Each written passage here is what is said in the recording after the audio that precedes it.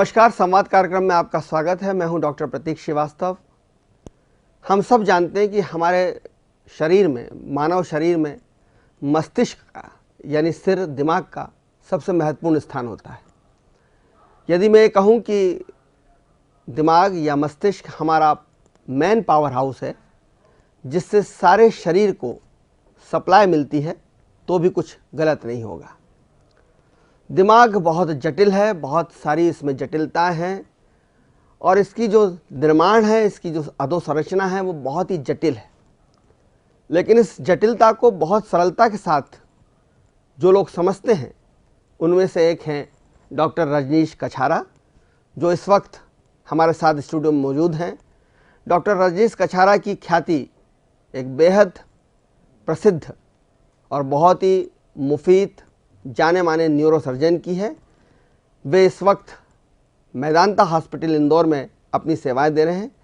दिमाग की जटिलताओं को लेकर, उसकी व्याधियों को लेकर, उसकी परेशानियों को लेकर और उनका समाधान क्या है, इन तमाम मुद्दों पर हम बात करेंगे डॉक्टर रजनीश कछारा से। कछारा साहब, आपका बहुत स्वागत है। धन्यवाद साहब। जैसा कि मैंने कहा डॉक्टर साहब कि दिमाग मानव शरीर का एक पावर हाउस है और सारी सप्लाई, चाहे वो आँख हो, कान हो, नाक हो, सबको दिमाग से जाती है। संचालन वहीं से होता है। इसलिए कहा जाता है कि दिमाग की जो मैन्युफैक्चरिंग है वो बहुत जटिल है। बहुत जटिल है, इनफैक्ट बहुत जटिल है। आपने सही बोला है, बहुत जटिल है। और इस जटिलता में भी आप अंदर घुसकर और उसकी चीज़ों को समझ लेते हैं। तो ये जो सर्जरी है, ये इसको किस तरीके से आप अंजाम देते हैं, ये तो मैं आपसे जानूंगा ही सही। लेकिन सबसे पहले मेरा सवाल ये रहेगा कि एक आम आदमी अपने दिमाग को मजबूत, तेज और ऊर्जावान, गतिमान बनाए रखे, इसके लिए उसे क्या करना चाहिए? देखिए, ब्रेन का बनावट जो होता है वो तो कंप्लीट हो जाता है। उसके लिए किसी चीज़ की तेजवान बनाने के लिए उसको वो तो कोई माँ की जरूरत गर्भावस्था में नहीं। ही हाँ। कंप्लीट हो जाता है। और नेक्स्ट 5 years आफ्टर बर्थ उसका कंप्लीट डेवलपमेंट हो जाता है, मेजॉरिटी 95%, है ना। तो उसके लिए तेज या बनाने के लिए वो तो उसकी स्ट्रक्चर पे डिपेंड करता है। जो अंदर जो बेसिकली इट्स ए फाइबर्स, एक फाइबर दूसरे फाइबर से जुड़ा रहता है, कनेक्शंस रहते हैं बहुत सारे, इधर से उधर, लेफ़्ट टू राइट, राइट में बहुत सारे सेंटर से अपने आप से जुड़ा रहता है। तो इस तरह से बहुत ही कॉम्प्लेक्स उसका बनावट है ब्रेन का। डॉक्टर साहब, अक्सर मैं एक लेमैन की तरफ से आपसे बात कर रहा हूँ और हमारे दर्शकों को भी मैं जानना चाहूँगा कि लेमैन की तरह वो इस चीज़ों को समझें। हम अक्सर अखबारों में समाचार पढ़ते हैं कि व्यक्ति का एक्सीडेंट हुआ या ऊपर से गिरा, यानी थोड़ा सा कहीं से गिरा, उसके सिर में चोट आई और उसकी मौत हो गई। कहा ही जाता है कि अगर आपका सिर बच गया तो आपकी जान बच जाएगी। तो ये सिर के कौन से हिस्से होते हैं जिसमें चोट लगने के साथ बहुत नुकसान होता है? वैसे तो ब्रेन का हर हिस्सा महत्वपूर्ण है। ऐसा नहीं कि ब्रेन का कोई भी हिस्सा ऐसा है कि उसका कुछ काम नहीं है। पर क्या होता है, चोट लगने के साथ में पूरे ब्रेन में जो है शेकिंग मूवमेंट्स वगैरह होता है, बहुत सारे हेमरेजेस बन जाते हैं, कुछ बड़े क्लॉट्स बन जाते हैं, ब्रेन के फाइबर टूट जाते हैं। और सडन जो है ब्रेन में बचाव के लिए most important is the time factor जो रहता है। कई बार आपको जैसे चोट लगे वैसे आपको बेस्ट मेडिकल फैसिलिटीज़ मिल जाना चाहिए। जितना कम समय में अपन उसका जो है उपचार करें या पहुँचे कोई सेंटर पे, स्पेशलाइज सेंटर पे, उसका तुरंत उपचार चालू। कई बार फिर भी सफलता नहीं मिलती, क्योंकि ब्रेन में इस तरह के चेंजेस जो बन जाते हैं चोट के साथ में, क्लॉट बन जाता है, क्लॉट की वजह से ब्रेन पे प्रेशर बनता है, ब्रेन के प्रेशर से फिर ब्रेन में स्वेलिंग हो जाती है, और स्वेलिंग कई बार इस खून के थक्के जम जाते हैं। ऐसा भी कहा जाता है कि वो खून का थक्का जम गया, क्लॉट बन गया। क्लॉट जो है वही खून का थक्का है। वो खून के थक्के के रिएक्शन से ब्रेन में सूजन आती है। वो सूजन कई बार इतनी खतरनाक होती है, हम उसको बोलते हैं मेलिग्नेंट ब्रेन स्वेलिंग। मेलिग्नेंट मतलब कैंसर जैसा। कैंसर का कोई उपचार नहीं, उसी तरह से मेलिग्नेंट ब्रेन स्वेलिंग का कोई उपचार नहीं, जो दवाइयाँ हमारे पास अवेलेबल है। ये जो सूजन आती है ये व्यक्ति को कई बार कोमा में ले जाती है। कोमा में क्या, उसके जान ले लेती है, कोमा में ले जाती है और उससे। लेकिन मेरे पास मुझे ऐसा भी याद पड़ता है कि कोई 6-6 महीने, 4-4 महीने, 8-8 महीने भी आदमी कोमा में रहा और धीरे धीरे उसकी स्वेलिंग खत्म हुई, रुके हुई। क्या इसके लिए विज्ञान ने क्या तरक्की कर ली है? मैं उस चाहूँगा नई तकनीक क्या है? यूजुअली जो है इस तरह की सीवियर हेड इंजरी जो होती है उसमें ठीक होने में बहुत टाइम लगता है। जो कुछ भी जो सर्वाइविंग न्यूरॉन्स बोलते हैं, जो भी कुछ बचे हुए नॉर्मल हिस्से हैं, वो धीरे धीरे करके टेक ओवर लेते हैं जिस पार्ट का फंक्शन चला गया है चोट के साथ में। तो उसको इतना टाइम लगता है, 3-4 हफ्ते, 3 महीने, 4 महीने। मैंने देखा 6-6 महीने में भी यहाँ पे कितने ही पेशेंट्स हैं जो ठीक होकर के चल के आते हैं। डॉक्टर साहब, हमारी जो सिर की बनावट है, भगवान ने खुद ने एक तो प्राकृतिक हेलमेट दिया हुआ है। हेलमेट तो पहनना ही चाहिए। मैं हमेशा अपने दर्शकों से कहता हूं कि अगर वे वाहन चलाएं, 2 पहिया वाहन चलाएं, तो हेलमेट पहन के चलाएं, बहुत जरूरी है। लेकिन कुदरत ने भी हमको एक हेलमेट दिया है। मैं जानना चाहूँगा उसको टेक्निकली क्या कहते हैं और वो हेलमेट हमारा दिमाग की कैसे रक्षा करता है? स्कल बोन है पूरा जो ये है, पूरा बहुत सारी बोन से बना हुआ है। फ्रंटल बोन्स, पैराइटल बोन्स, पीछे का ऑक्सीपिटल बोन्स, इनसे मिलकर के पूरा स्कल बना हुआ है। एक नारियल की तरह है हमारा, नारियल की तरह से पूरा प्रोटेक्ट करता है ब्रेन को। और उसके अंदर भी काफ़ी 3 तरह की झिल्लियाँ होती है, वो ब्रेन को प्रोटेक्ट करती है। अंदर जो झिल्लियाँ होती हैं उनका नाम है मैटर, ड्यूरा मैटर। तो एक मदर की तरह प्रोटेक्ट करती है। एक मदर जैसे अपने बच्चे को प्रोटेक्ट करती है, उसी तरह से वो झिल्लियाँ जो है ब्रेन को प्रोटेक्ट, उसका नाम ही मैटर्स है। अखरोट की तरह जो आपका दिमाग है उसको पहले वो नारियल की तरह बचा लेती जी। ऊपर जो है स्कल बोन का कवच है। अब ये एक अभी बीच में इंदौर में घटनाक्रम आया था कि एक बच्चे का एक्सीडेंट हुआ और उसका कुछ हड्डियां टूट कर गिर गई। उन हड्डियों को ढूंढा गया और 2-3-4 घंटे बाद वो हड्डियां मिली और फिर हड्डियों को जोड़ा। वो क्या मसला हो सकता है? वो तो क्या होता है, फ्रैक्चर हो गया होगा और ये जो कट लगा उसके साथ में हड्डी कहीं गिर गई होगी उसकी। ऐसा केस मैंने भी पहले डील किया है। बहुत दूर राजगढ़ धार से की तरफ से एक पेशेंट आया था, उसकी हड्डी पता नहीं कहाँ गिरी। हमारे पास आया तो खाली ये स्किन का बिल्कुल ऐसे कट जो था ऐसे लटकता हुआ और कोई हड्डी वगैरह नहीं थी, पर ब्रेन को प्रोटेक्ट उसके ऊपर जो झिल्लियाँ थी वो कर रही थी। इसी तरह से इस केस में जिसका आप उदाहरण दे रहे हैं उसकी भी हड्डी कहीं गिर गई होगी और वो ढूंढ के लाया और उसको ऑटोक्लेव वॉश करके, उसको ऑटोक्लेव स्टरलाइज करके फिर से वापस उसको लगा दिया गया। तो ये चूँकि दिमागी, आप जैसे कह रहे हैं कि बहुत ही कठिन सर्जरी होती है। पहले तो ये होता था कि दिमाग में चोट लगी और आदमी का बचना मुश्किल हो जाता था, ऊपर से गिरा लेकिन बचना मुश्किल था। लेकिन अभी एक मामला देखने में आया था, जापान के अंदर एक व्यक्ति कोई 28वीं मंजिल से गिरा था और उसके बाद बच गया था, उसके सिर में चोट लगने के बाद। मैं वो तकनीक के बारे में आपसे डिस्कस करना चाहूँगा कि वो कौन सी नई मशीनें, नई तकनीक, नया इलाज, नया उपचार आ गया है कि दिमाग में, सिर में बहुत गंभीर रूप से भी चोट लगती है तो आप उसे बचा लेते हैं। देखिए, इलाज के तरीके तो अभी भी वही हैं। चोट टू चोट वेरी करता है, किस मरीज़ की चोट कितनी गहरी है उस पर डिपेंड करता है। इतना ऊपर से गिरने के बाद भी मैंने देखे हैं 2-3 मंजिल से छोटे छोटे बच्चे गिर गए हैं, पर वो फिर से उठ के खेलने लग जाते हैं। और हम लोग ये जरूर कह देते हैं कि जाको राखे साइयां मार सके ना कोई, लेकिन हमें मालूम है कि डॉक्टरों की बहुत बड़ी भूमिका होती है उसमें। भूमिका होती है कुछ हद तक, पर ऊपर वाला तो ऊपर वाला ही है। वो तो जो है, जो बनाता है वो बचाता भी है जी। डॉक्टर साहब, दिमाग की ये चोटें बहुत महत्वपूर्ण हैं, लेकिन कई बार ऐसा भी होता है कि मैं आपसे इसमें जानना चाहूँगा कि जैसे चोट लगी, जान तो बच गई, मगर कभी ज्योति चली जाती है, सुनने की शक्ति चली जाती है, या किस किस तरह की चीज़ें हो सकती हैं जो परेशानी में डाल सकती हैं? बहुत तरह की प्रॉब्लम्स होती है। इतनी जो गंभीर रूप की चोटें जो होती है उसमें मेन एम, जब पेशेंट हमारे पास पहुँचता है तो हम मेन एम जो होता है लाइफ सेविंग, कि किसी तरह से इसकी हम जान बचाएं। जान बचाने के बाद में जान तो बच गई, लेकिन पेशेंट का एक तरफ लकवा हो गया, या मुंह टेढ़ा हो गया, या उसकी मेमोरी बोलने में दिक्कत आ गई, उसकी समझ नहीं है, उसकी मेमोरी बिल्कुल चली गई है। ये सारे इश्यूज बहुत रहते हैं। बिहेवियरल चेंजेस रहते हैं, आप कुछ बोलो, बोलने में लड़खड़ाहट होती है। तो बहुत तरह के इश्यूज रहते हैं हेड इंजरी के बाद।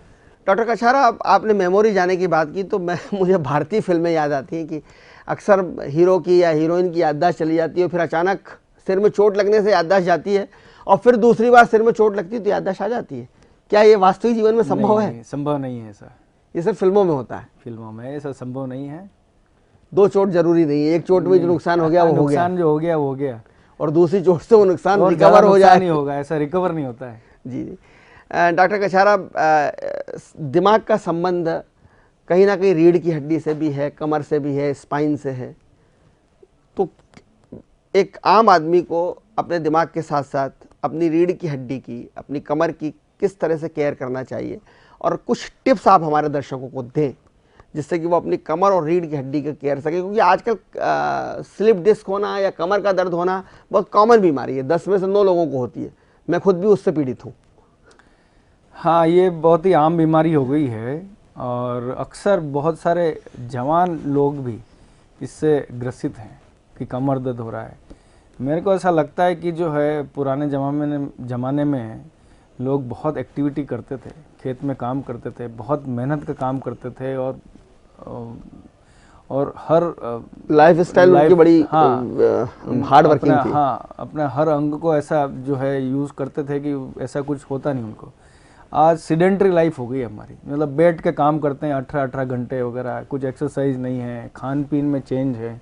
तो ये सब वजह है जो है, कमर दर्द है, ये पीठ में दर्द है, ये सब होता रहता है। स्पाइन का क्या रोल होता है आपके दिमाग से? देखो, स्पाइन और दिमाग का क्या तालमेल है आपस में? स्पाइन तो जो है एक्चुअली जो ब्रेन से कनेक्शन होता है पूरी बॉडी का, तो स्पाइनल कॉर्ड के थ्रू होता है, जो रीढ़ की हड्डी से आप बोलते हैं। हड्डी के अंदर रहता है जी। तो पूरा ब्रेन को कनेक्ट करता है, ब्रेन से ब्रेन स्टेम कनेक्ट होता है, ब्रेन स्टेम से स्पाइनल कॉर्ड कनेक्ट होता है, वो नीचे तक जाता है और हर लेवल पे नर्व रूट्स निकलती हैं जो बॉडी के हर पार्ट को सप्लाई करती है। तो सारा जो संचालन जो होता है ऊपर ब्रेन से, वो स्पाइनल कॉर्ड के थ्रू बॉडी के हर हिस्से में पहुंचता है।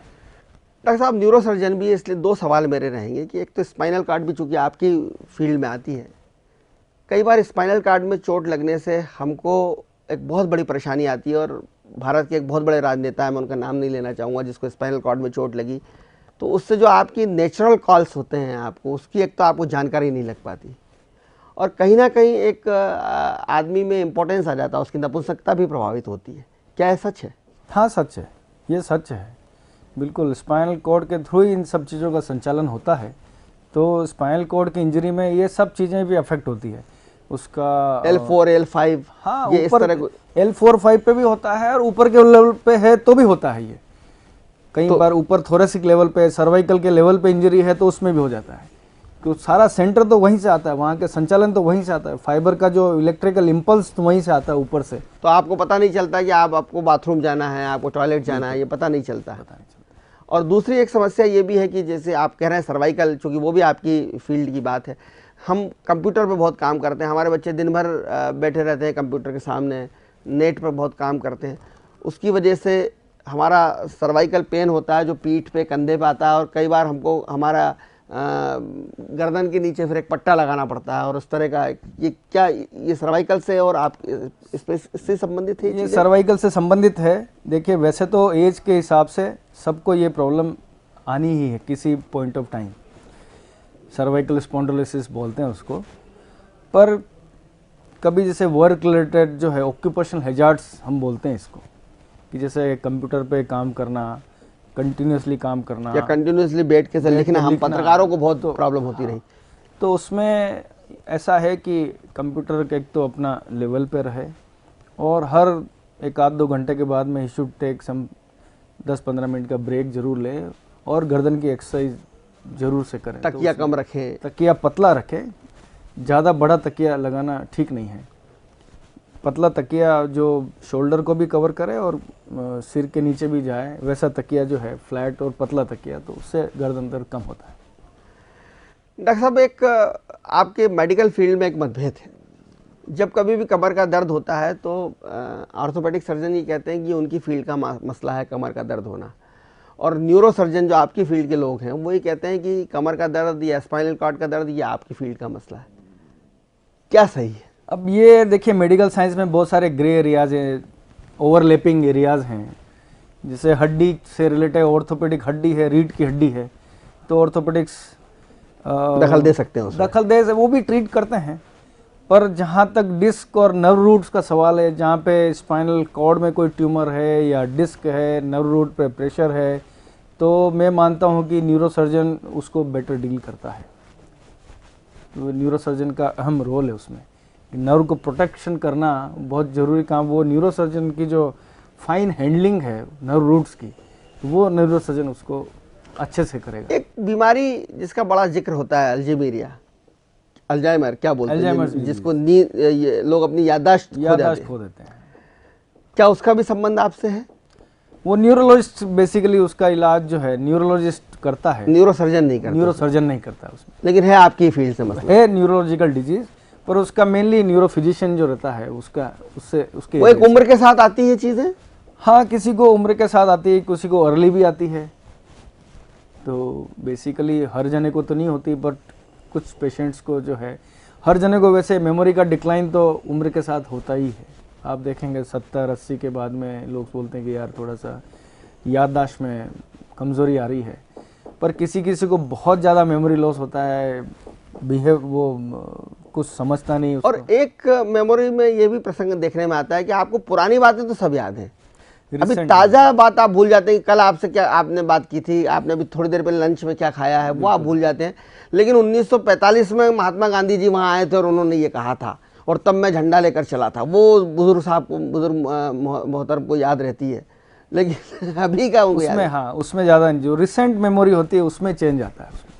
ये भी एक तरह की बीमारी है। डॉक्टर कछारा, मैं आपसे जानना चाहूँगा, आप बहुत ही सीनियर न्यूरोसर्जन हैं, आपने बहुत सारे ऑपरेशंस किए हैं और बहुत सारे नाना प्रकार के दिमागों को खोल कर देखा है। आप पहले इंदौर के एक बहुत प्रतिष्ठित अस्पताल में थे और अभी गुड़गांव का जो world class super speciality hospital है, मेदांता हॉस्पिटल, उसमें डॉक्टर कछारा आए हैं। चूँकि मेदांता इंदौर में आ चुका है, तो मेदांता हॉस्पिटल दावा करता है अपने वर्ल्ड क्लास होने का, विश्व स्तरीय होने का। ये दूसरे इंदौर के जो अस्पताल हैं उनसे किस मायने में डिफरेंट है? देखिए, इस पे जो है कमेंट करना ज़रा ठीक नहीं है वैसे, पर क्या फैसिलिटीज़ आपके यहाँ क्या डिफरेंट फैसिलिटीज़ है, मैं ये जानना चाहूँगा। As far as neuro surgery के बारे में जो है, हम बहुत ही वर्ल्ड क्लास, मेरे को लगता है कि किसी state, I mean MP state में इस तरह का सेटअप न्यूरो सर्जरी का कहीं पे मिलेगा। इंदौर की नहीं बोल रहा हूँ मैं, पर पूरे एमपी की बोल रहा हूँ। हमारे पास जो ऑपरेटिंग माइक्रोस्कोप है, पेंटेरो माइक्रोस्कोप है, वो मेरे ख्याल से शायद किसी के नहीं। उसके अलावा हम लोग जो है न्यूरो नेविगेशन सिस्टम लेके आए हैं, जिसमें ब्रेन में डीपर से डीपर लोकेशन में जैसे कोई ट्यूमर है या कोई सर्जरी करनी है, तो नेविगेशन गाइड करेगा कि आपको बहुत ही स्मॉल ओपनिंग के द्वारा उसको जो है हम निकाला जा सके। एक बड़ी समस्या आती है कि लोगों को ब्रेन ट्यूमर हो जाता है। कि ब्रेन ट्यूमर क्यों होते हैं और इसका इलाज क्या है? देखिए, ब्रेन ट्यूमर का ऐसा तो कोई कारण नहीं है। जिस तरह से बॉडी में दूसरे ट्यूमर्स होते हैं, उसी तरह से ब्रेन में भी ट्यूमर होता है। और ट्यूमर मेलिग्नेंट ट्यूमर्स होते हैं, बिनाइन ट्यूमर्स होते हैं, सादे ट्यूमर्स जिनको बोलते हैं कि मेलिग्नेंट ट्यूमर्स यानी कैंसर के वाले ट्यूमर। तो ब्रेन में 50% तो कैंसर वाले ट्यूमर्स होते हैं, मतलब high number of cancer tumours, और वेरी फास्ट ग्रोइंग ट्यूमर्स होते हैं कैंसर वाले, और बाकी दूसरे ट्यूमर्स होते हैं विच आर क्योरेबल। तो आज ऐसी टेक्निक है, स्किल है डॉक्टर्स में, और जो टेक्नोलॉजी अवेलेबल है, माइक्रोस्कोप, एंडोस्कोप्स और navigation system, intraoperative MRI monitoring, intraoperative monitoring, इन सब चीज़ों से ट्यूमर का आउटकम जो है, ट्यूमर सर्जरी का आउटकम इतना अच्छा हो गया है, risk has come down. Doctor साहब, ये ट्यूमर का तो एक उपाय है ही सही अपना, क्या आप ट्यूमर का इलाज करा लें, ऑपरेशन उसका करा लें, लेकिन जैसे कि मैंने आपसे चर्चा कर रहा था वेदांता के बारे में, कि वेदांता को ये माना जाता है कि एक सुपर स्पेशलिटी हॉस्पिटल है वो, और इंदौर में भी अब वो आ गया है, और उसके साथ एक पूरी आपके साथ एक बहुत ही बड़े प्रतिष्ठित और अनुभवी सर्जन्स और डॉक्टर्स की टीम आपके पास आ गई है। लेकिन ये भी कहा जाता है कि जितनी अच्छी सुविधाएं होंगी और जितने अच्छे सर्जन्स होंगे उतना ही महंगा होगा। महंगा तो नहीं है ऐसा। देखिए, आप गुड़गांव से तो 50% कॉस्ट में यहाँ पे कर रहे हैं। मैं गुड़गांव में भी ऑपरेट कर रहा था जी, अभी महीने भर पहले, तो मैं गुड़गांव में ही था, तो वहाँ कॉस्ट जस्ट डबल है, पर यहाँ पर जो है कॉस्ट उसकी आधी है। तो मैं नहीं समझता हूँ कि जिस तरह का फैसिलिटी है उसके हिसाब से कॉस्ट बहुत ज़्यादा ऐसा नहीं है। डॉक्टर कछारा बहुत सीनियर न्यूरोसर्जन हैं, और एक कॉमन बीमारी जो मध्य प्रदेश में देखी गई है या कहीं भी देखी जाती है कि सड़कों के कारण, ख़राब सड़कों के कारण जर्क लगने से बहुत सारे लोगों को स्पाइन में और अपनी कमर में इस तरह की परेशानियाँ आती हैं।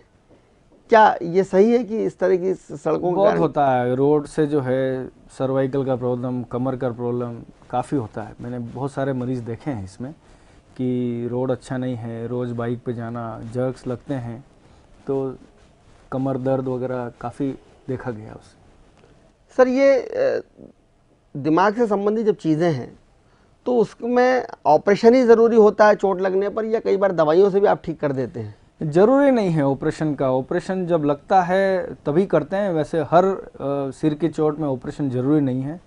कई बार जैसे कुछ स्कल बोन का फ्रैक्चर हो गया और कुछ पीसेज अंदर घुसे हुए हैं या अंदर क्लॉट हो गया है, तभी जाकर के उसका ऑपरेशन करना पड़ता है। अदरवाइज़ एज सच कोई ऐसा क्लॉट वगैरह नहीं है तो उसका ऑपरेशन की ज़रूरत नहीं है। उसको दवाइयों से ही ठीक करते हैं और दूसरे मेथड्स हैं वेंटिलेशन वगैरह, उनसे ठीक करते हैं। पहले ये माना जाता था कि भाई दिमाग में चोट लग गई है या दिमाग में कुछ हो गया है तो इसका उपचार नहीं है, लेकिन अब हम देखते हैं कि दिमाग में सारी चीज़ों का इलाज हो रहा है। तो क्या ये अब नई तकनीक ने इसको सेफ बनाया है? दिमाग की चोट में सबसे इम्पोर्टेंट होता है कि चोट किस तरह की है, कितनी गंभीर है, कितनी सीवियर इंजरी है। उसी पे आउटकम पेशेंट का डिपेंड करता है। तो ऐसा नहीं है कि हर मरीज जो है कि सिर की चोट जिसको लग गई कि वो ठीक नहीं होगा, ऐसा नहीं है। गंभीर से गंभीर चोट वाले भी काफ़ी मरीज़ ठीक होते हैं। टाइम लगता है, वो बात अलग है, पर बहुत सारे मरीज़ काफ़ी हद तक ठीक हो जाते हैं उसमें। जैसा कि आप अभी कह रहे थे कि सिर की चोट में टाइम फैक्टर बहुत काम करता है, जल्दी जल्दी पहुंचना चाहिए। मैं अगर वेदांता की बात करूं तो क्या आपके पास ये सुविधा है कि कोई चूँकि आप इंदौर में विजयनगर चौराहे पर आपका अस्पताल है, आप वहाँ हैं, तो उज्जैन में या धार में या झाबुआ में कोई सिर में चोट लगे तो आपकी कोई वेल इक्विप्ड एम्बुलेंस वहाँ जाए और वहाँ से लोगों को लेके आए और रास्ते भर आप उसको गाइड करते रहें, वो सब हो जाए? ये सुविधा है आपके ये पास? सुविधा हमारे पास अवेलेबल है। वो कैसे कर पाएंगे? हमारे पास में एम्बुलेंस है, वेंटिलेटर सहित एम्बुलेंस है। हम उसको जहाँ उस इंसिडेंट के प्लेस पे जाकर के पेशेंट को अगर उसको मशीन पे डालना पड़े या उसको कृत्रिम सांस वगैरह देना पड़े, वो भी लेकर के आकर के हम शिफ्ट कर सकते हैं उसको। और रास्ते में आपका कोऑर्डिनेट चलता रहता है एज ए न्यूरो सर्जन की? आप हमारा दिमाग डॉक्टर जाएगा, वेंटिलेटर पर रहेगा, पूरी मॉनिटरिंग वगैरह रहेगी। लेकिन दिमाग में चोट है उसको, डॉक्टर आपको दिमाग में चोट के लिए जाना तो कोई सेंटर पे पड़ेगा, उसको सीटी स्कैन वगैरह करना पड़ेगा किस हिस्से में क्या है। तो तुरंत अगर आ गया टाइम जितना कम लगे, मेरा ये मतलब है कि जितना से कम से कम आपका पॉइंट ये है कि कम से कम समय में उसको बेस्ट मेडिकल फैसिलिटीज और एक्सपर्ट की सेवाएं मिल जाना चाहिए। अगर एक्सपर्ट मिल जाएगा तो बता पाएगा कि दिमाग में कहाँ चोट है, क्या चोट है और क्या एक्शन होना चाहिए, क्या रेमेडीज होनी चाहिए। इंसिडेंट साइड पे तो कुछ नहीं कर सकते, उसको बेसिक वो देख करके कि उसका श्वास चलता रहे, उसका हार्ट रेट चलता रहे, क्योंकि श्वास अगर कम हो गया या ऑक्सीजन कमी होगी उससे भी ब्रेन में डैमेज होता है। वो भी एक ब्रेन की सूजन का कारण बनता है। वो एक फर्दर चोट का तो डैमेज है ही ब्रेन में, और आपका ऑक्सीजन की कमी से कई बार पेशेंट चोट लग करके पड़ा रहा आधे घंटे तक, उससे भी ब्रेन डैमेज हुआ। तो वो सब चीज़ें जो एटलीस्ट प्रिवेंट हो जाती, जो सेकेंडरी डैमेज जो हो रहा है पेशेंट को, वो तो कम से कम बचा सकते हैं अपन। जो प्राइमरी डैमेज चोट से हुआ वो तो हुआ, पर जो सेकेंडरी डैमेज जो है जो बचाया जा सकता है, तो अपन जैसे ब्लड प्रेशर कम हो गया, खून बहुत बह गया, ऑक्सीजन की कमी हो गई, वो तो कम से कम अपन कम कर सकते हैं। डॉक्टर साहब, जैसा कि मैंने आपको कहा कि एक बहुत बड़े पॉलिटिशियन को स्पाइन में चोट आई और उनका बहुत सारा कामकाज प्रभावित हो गया, व्हील चेयर पर आ गए, व्हील चेयर पर ही उनको उनकी पूरी पॉलिटिक्स करनी पड़ती है। फिर ये सुनने में आया कि चंडीगढ़ पीजीआई चंडीगढ़ में स्टेम सेल से भी कुछ इलाज होता है। क्या ब्रेन संबंधी चोटों का या स्पाइन संबंधी चोटों का स्टेम सेल से इलाज संभव है, और अगर संभव है तो ये कैसे कराना पड़ेगा? स्टेम सेल से इलाज किया जा रहा है, पर अभी भी मैं समझता हूँ एक्सपेरिमेंटल लेवल पे है। जिसको भी स्टेम सेल ऐसा कराया भी है जैसे आप जिक्र कर रहे हैं, पर ऐसा कोई बहुत उसमें फ़ायदा नहीं मिला है। ऐसे बहुत सारे पेशेंट मैंने देखे हैं जो कराया है स्टेम सेल, अभी भी एक्सपेरिमेंटल लेवल पे है। अभी तो ऐसा नहीं है कि क्या होता क्या है स्टेम सेल में इलाज में? स्टेम सेल्स में कुछ ऐसी सेल्स होती हैं, वो चोट वाले हिस्से में उनको ट्रांसप्लांट कर दिया जाता है, और साइड से फिर स्पाइनल कॉर्ड के वहाँ से कुछ सेल्स ग्रो करके उनमें कम्युनिकेशन डेवलप हो जाता है। तो ऐसा है कि संचार चालू हो जाए, इस तरह का कुछ है, पर अभी तक ऐसा पर वो संचार अभी तक 100% ठीक से स्थापित नहीं हो पाता कई बार। नहीं हुआ है। हमने बात शुरू करी थी कि दिमाग बहुत जटिल प्रक्रिया है और इसको समझना बहुत मुश्किल है। मानव मस्तिष्क में क्या क्या चलता रहता है ये समझ पाना मुश्किल है, लेकिन मानव मस्तिष्क को सुरक्षित रखना भी बहुत ज़रूरी है। तो आप हमारे दर्शकों को कुछ टिप्स दें कि अपने दिमाग को सुरक्षित रखने के लिए उन्हें क्या क्या करना चाहिए। मेरे ख्याल से एक तो लाइफस्टाइल अच्छा हो उनका, अच्छी नींद होनी चाहिए, और जितने सारे जो है यंग वर्कर्स हैं, जो यंग जनरेशन है, युवा पीढ़ी जो है, उसी पे तो अपना देश कायम है। और उनको जो है बाइक चलाते हुए हेलमेट ज़रूर लगाएं। मेरा ये कि सिर की चोट से बचने के लिए, सिर की चोट बच गई तो मेरे ख्याल से सारा चीज़ बच गया आपका। तो बाकी सब मैनेजेबल है। बाकी सब मैनेजेबल है।